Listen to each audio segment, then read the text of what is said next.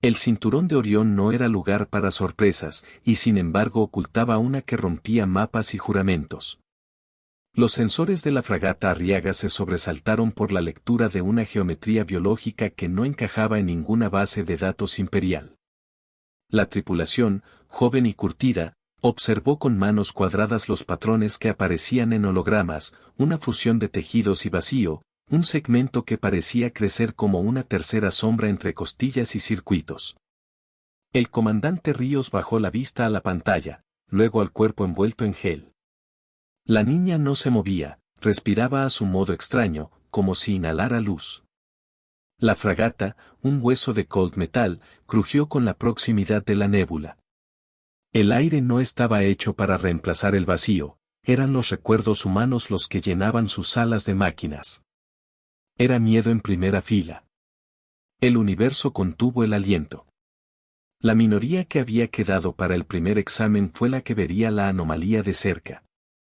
Paneles que chispeaban, una lámpara que proyectaba sombra como dedo.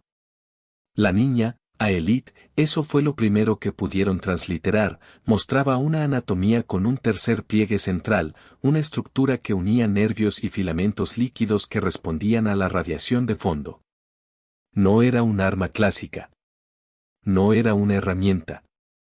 Era algo que escuchaba ecos, señales superficiales, susurros de estaciones y la respiración lejana de planetas. La palabra más repetida en la sala fue imposible, dicha en susurros que olían a acero caliente. La sorpresa fue un golpe. Los humanos no rezan. Actúan. Ríos vino de una tierra lejana donde las luces de la ciudad eran un mapa de promesas rotas. Llevaba una medalla de fibra cosida en el uniforme, un retazo de tela con el color de una bandera que ya no ondeaba en su órbita. Su decisión fue inmediata aunque no hubo júbilo, proteger la niña de los informes que, como un tren, llegaban desde el imperio. Protegerla significaba desafiar órdenes, desviar la ruta, reclamar un acto de humanidad en el filo de la ley marcial. Protegerla significaba recordar la voz de su hija, un eco que una vez le pidió que no viera la guerra en la televisión. Esa promesa lo definía. El silencio se volvió un grito entre las estrellas.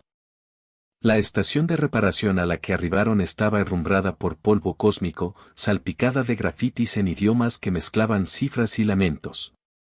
Allí, bajo la mirada de técnicos que sabían demasiado o muy poco, la niña empezó a responder a luces y músicas que nadie tocaba.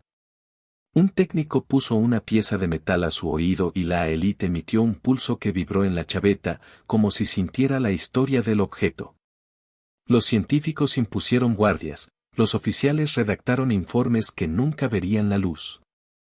En la oscuridad de la sala de observación, Río sostuvo con la mirada una fotografía doblada, la Tierra, un parque donde una mano infantil flotaba, el recuerdo de un piano que sonó una vez en la madrugada. Esa melodía le devolvía fuerza. Pausa breve. La memoria dolía. La Aelith reveló otra cosa, su tercer pliegue no solo conectaba tejidos, conectaba memorias. Respondía a patrones que evocaban lugares, sonidos y heridas. Cuando un ingeniero reprodujo, sin intención, la melodía de una nana transmitida por un viejo archivo, la niña mostró un destello que parecía reconocerlo. Era como si la biología hubiera desarrollado un traductor de almas. El conocimiento del imperio sobre bioingeniería no entendía la sutil arquitectura de ese reconocimiento. Para el imperio, la niña era una posible llave, para Ríos, era un recordatorio de por qué la humanidad seguía en pie, por promesas pequeñas, por un piano lejano, por una voz que pedía volver a casa. La decisión de Ríos fue una línea trazada en el acero, la niña quedaría bajo su custodia hasta que pudieran determinar si la amenaza era real o el inicio de algo más. El universo contuvo el aliento. Las noticias no tardaron. Un mensajero oscuro, un dron del imperio con luz roja, se aproximó a la estación. Sus peticiones fueron protocolarias, su presencia no. Ríos ordenó el cierre de la compuerta y organizó pasillos que parecían laberintos de metal. La Aelith, recluida en su cápsula, observaba con ojos que reflejaban constelaciones, como si las estrellas tuvieran costillas. Ríos recordaba la voz de su madre que le dijo, tiempo atrás, que la valentía no era la ausencia de miedo sino la persistencia del deber. Esa memorización se volvió escudo. La fragata recibió la primera jugada imperial. Una transmisión encriptada, sin nombre, solo directrices, recuperar y neutralizar la anomalía. Ríos respondió con una carta, proteger. No fueron las armas lo que ganó tiempo, fueron las historias que se cruzaron en los pasillos.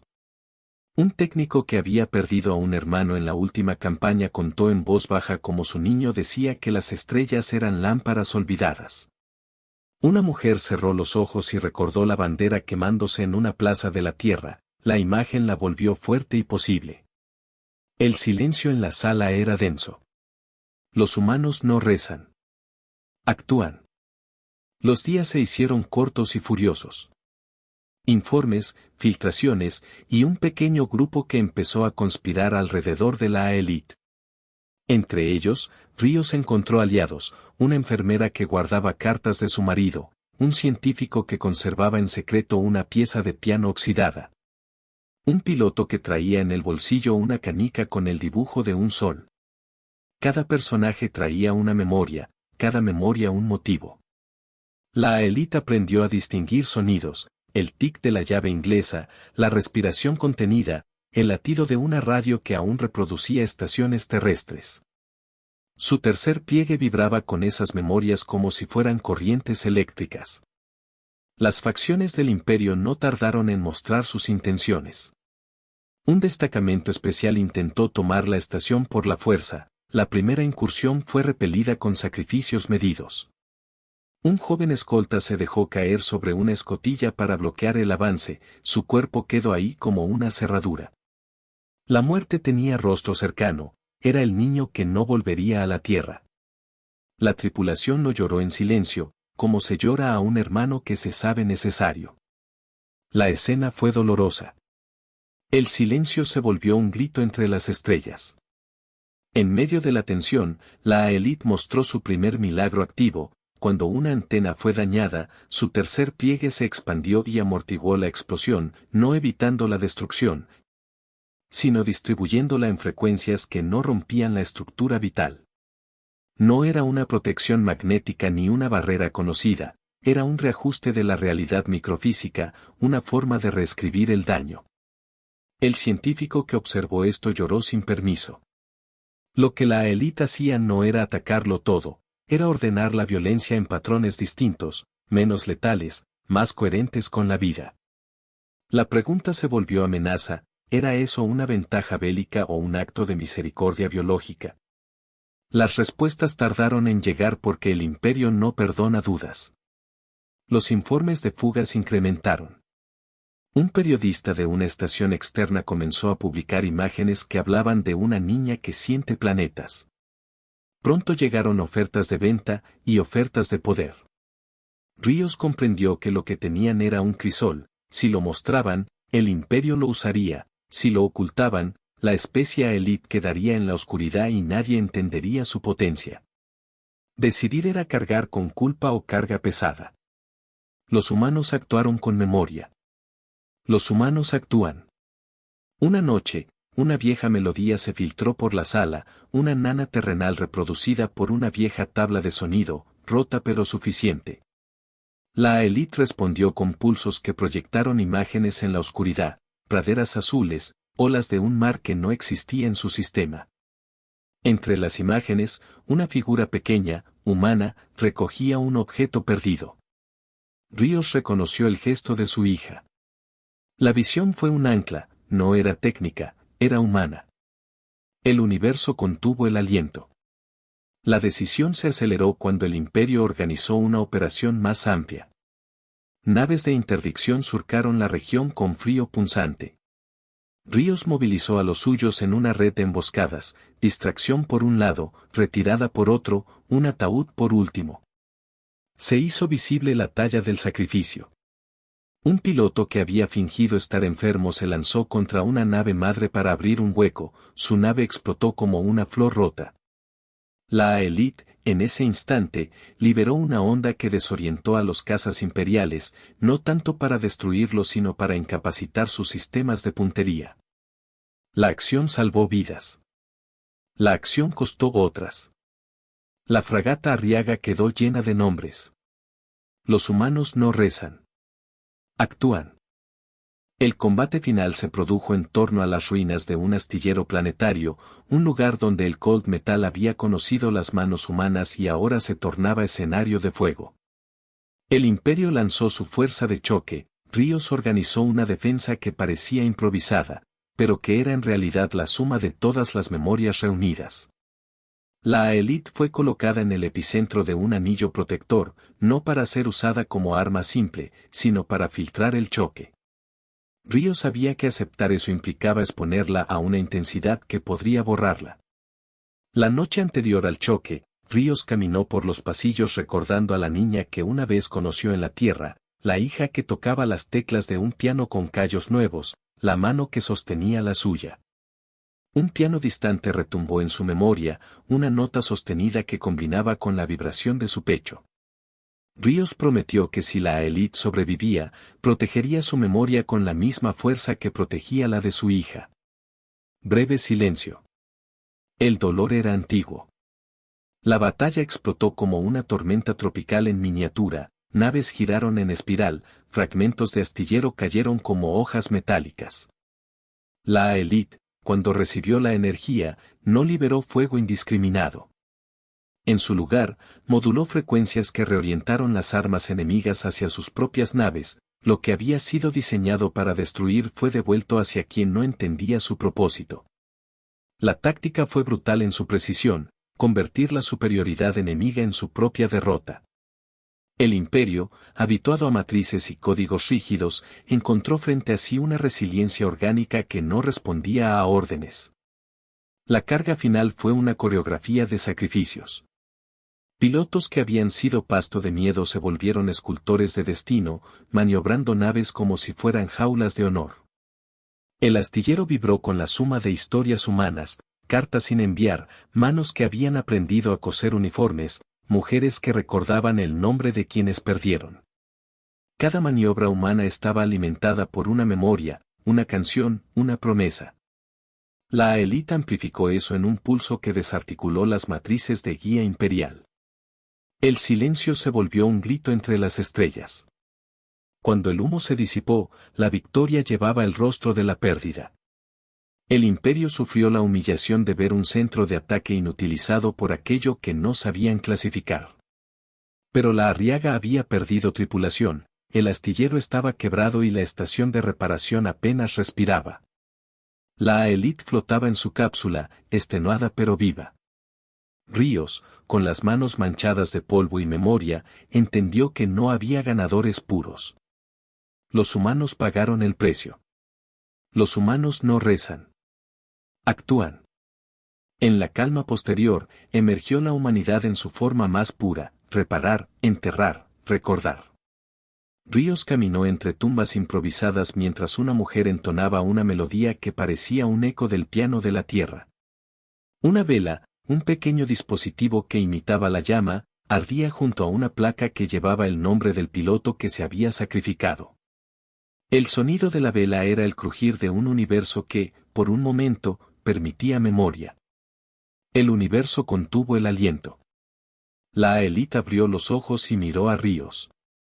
En ese instante hubo una conexión que no era sentimentalidad dulce, fue la comprensión de dos especies que habían tocado la misma herida y, por eso, se reconocieron. Ríos recordó la promesa a su hija, proteger la infancia que queda. En la niña alienígena encontró esa infancia y, por consiguiente, la razón para insistir en un futuro donde las crueles matemáticas del Imperio no serían la última palabra. La fragata Arriaga partió con los restos de quienes cayeron y con la Aelith en un compartimento blindado. Iban escoltados por naves amigas que habían decidido unirse al movimiento, pequeñas bandas de resistencia que la victoria había galvanizado. La noticia de la derrota imperial corrió como fuego entre llanuras de datos y estaciones olvidadas. La humanidad no había conquistado la supremacía, pero había plantado una duda. El silencio se volvió un grito entre las estrellas. En los meses que siguieron, la historia se transformó en mito. No en ese sentido infantil, sino en la manera dura y forjada por la experiencia.